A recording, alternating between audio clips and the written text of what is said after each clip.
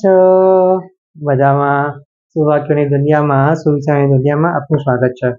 મારા મિત્રો, એવું કહેવાય છે કે આપણને દુઃખી કરવાની, ઉદાસ કરવાની કોઈને પણ મંજૂરી ના આપવી જોઈએ.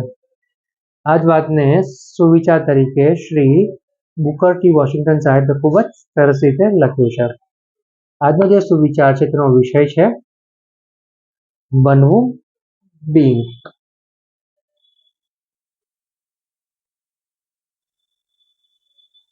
હું કોઈને પણ મારી આત્માને નફરત કરાવીને તેને સંકુચિત અને અપમાનિત કરવાની પરવાનગી, મંજૂરી આપી શકીશ નહીં. મારા મિત્રો, વાત આમ તો ખૂબ જ ઊંડી છે, ખૂબ જ અટપટી છે, પરંતુ તેટલી જ મહત્વની છે. અહીંયા જે વાત છે તે વાત છે બનવાની. આપણે એવો માણસ જાત બનવાનું છે, આપણે એક એવા હ્યુમન બિંગ બનવાનું છે કે જે હંમેશા પોતાની જાતે જ પોતાની ઉપર આધારિત હોય. કારણ કે જો આપણે પોતાની ઉપર આધારિત થઈશું તો આપણને કોઈ પણ દુઃખ નહીં પહોંચાડી શકે. આપણને દુઃખ ત્યારે જ આવે છે કે જ્યારે આપણે કોઈ કામ માટે બીજા કોઈની આશા રાખીએ છીએ અને એ આશા જે ઠગાઈ નીવડે છે ત્યારે આપણે દુઃખી થઈએ છીએ અને આપણે આપણા કાર્યમાં ધીરા પડીએ છીએ.